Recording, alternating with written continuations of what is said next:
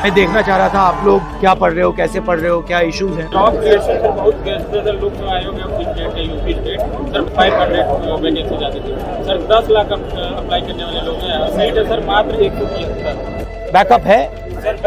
No backup. दिक्कत है sir कि हम कंप्यूटर ही छुए इंटर में। नीति निर्माण के स्तर पर सिविल सेवा में सचिव स्तर पे जैसे कि जो वंचित वर्ग है उसकी भागीदारी बहुत ही कम है, तो सर उनकी पॉलिसी कैसे हम लोगों के फेवर में हो सकती है? मेरी ब्रॉडली थिंकिंग है कि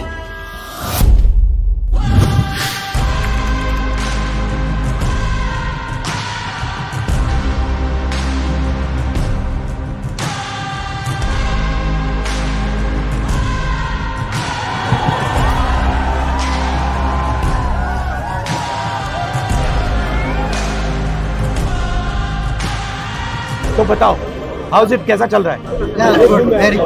मैं देखना चाह रहा था आप लोग की सिचुएशन कैसी है, क्या हो रहा है, क्या पढ़ रहे हो, कैसे पढ़ रहे हो, क्या इश्यूज हैं, थोड़ा समझना चाहता था। अभी मैंने ये यात्रा की, आपने देखा होगा, कन्याकुमारी से कश्मीर, तो उसमें मुझे एक अजीब सी चीज देखने को मिली कि जब भी मैं युवाओं से, बच्चों से पूछता था क्या करना चाहते हो, तो सिर्फ 5 जवाब मिलते थे। मतलब 99.99% लोगों ने मुझे बस 5 जवाब दिए। Lawyer, doctor, engineer, IAS, IPS या फिर पुलिस और आर्मी। शायद एक लड़की मिली जिसने कहा कि मैं अपना बिजनेस चलाना चाहती हूँ।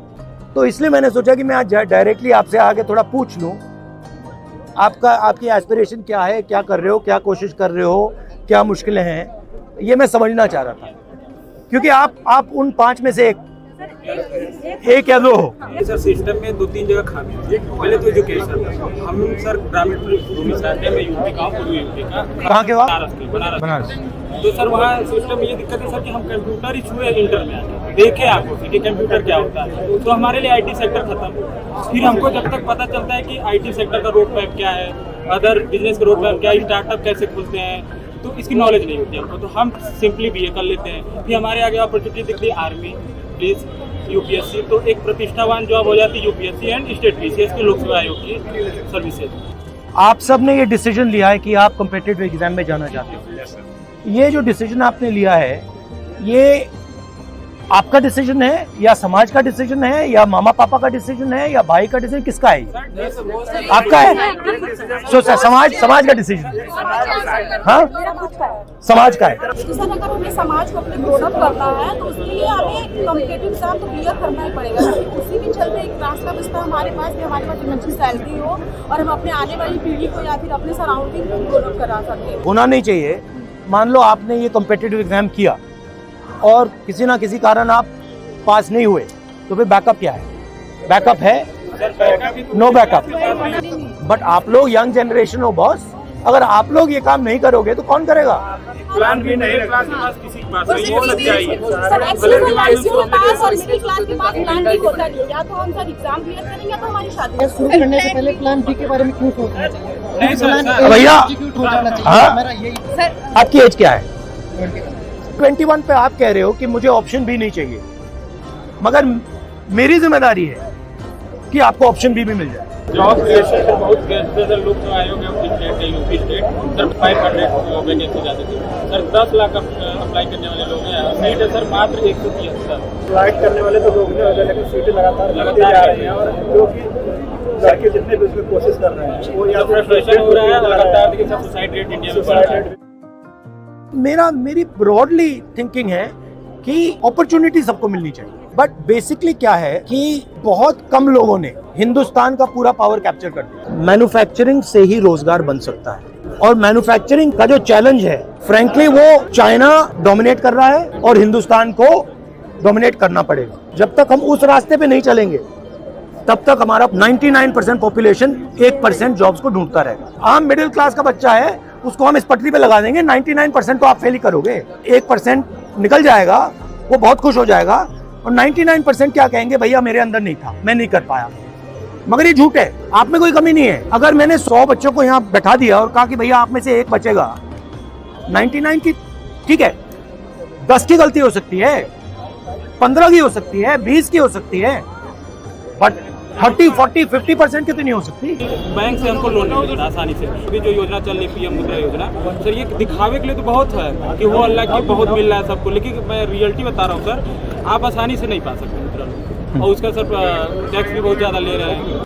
1% वाले पे बात करना है, जैसे बिजनेस अगर हम जाना भी चाहें तो फंड नहीं है मिडिल क्लास फैमिली के लिए, और अगर फंड भी दे गवर्नमेंट तो उसको लेने पाने के लिए इतनी नॉलेज नहीं है कहाँ से लेंगे, और गवर्नमेंट भी ऐसा तरीका भी नहीं बताता कैसे ले पाए। अगर आप हिंदुस्तान के बैंकिंग सिस्टम को देखो, आपने कहा कि हमें बैंक लोन नहीं मिलता, आपने कहा कि मुद्रा लोन मतलब प्रयास है उसको मिलता होगा, प्रोसेस नहीं है, वो ठीक है, मगर अगर आप देखें तो 10-15 लोग हिंदुस्तान के पूरे बैंकिंग सिस्टम को कंट्रोल करते हैं, ठीक है, उनका बिजनेस फेल हो, सक्सीड हो, कुछ भी हो, कोई फर्क नहीं पड़ता, ठीक है। तो पूरा का पूरा जो बैंकिंग सिस्टम है जिसको डिस्ट्रीब्यूट करना चाहिए, सबसे पहले वो बिल्कुल कॉन्सेंट्रेटेड हाथों में है, 5-10 लोगों के हाथों में।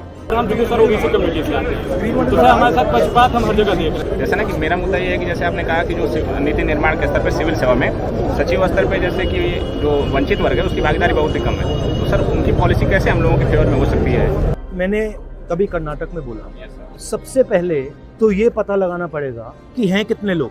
अगर मतलब हम यहाँ कुछ बांटना चाहते हैं तो हमें ये तो पता लगाना पड़ेगा भैया यहाँ पे कितने कितने अलग लोग। तो मैं सोचता हूँ कि पहला कदम सेंसस। आपकी हड्डी टूटी है तो एक्सरे तो करना पड़ेगा ना, एक्सरे के बिना मैं वहाँ पे इलाज करना शुरू कर दूं कोई मतलब नहीं है। उसके बाद एक बार पता लग गया कौन लोग हैं, फिर पॉलिसी बनाने में आसान हो जाती है। मुझे बहुत खुशी हुई सर, मैं आपको बहुत सपोर्ट करता हूँ सर। पहले आप ऐसे नेता हैं जो राष्ट्रीय स्तर पे ये बात रखिए। आप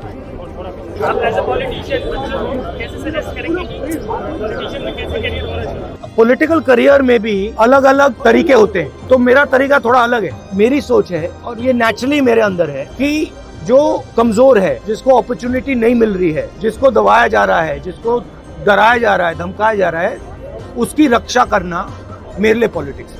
सर कौन सा मोमेंट भारत जोड़ो यात्रा में आया था जिसने मतलब आपको झकझोर के रख दिया, जिसने आपको दुखी किया, और एक वो मोमेंट? बहुत सारे कोई एक नहीं, बहुत, क्योंकि एक्चुअली मुझे क्या लगा भारत जोड़ो में कि इतनी एनर्जी है देश में, मतलब अनलिमिटेड है और जाया हो रही है, सही दिशा में इस्तेमाल नहीं। मतलब जो इतना केपेबल लड़का है, लड़की है, उसके लिए रास्ता ही नहीं बन रहा है, वो धंसा पड़ा हुआ है, फ्रस्ट्रेट हो रहा है। तो ये मुझे मतलब, और ये हर स्टेट में था। राहुल मेरा 15 इयर्स का ड्रीम था आपसे मिलने का। अच्छा। फाइनली आफ्टर 15 इयर्स पूरा हुआ है। Okay, nice to meet you.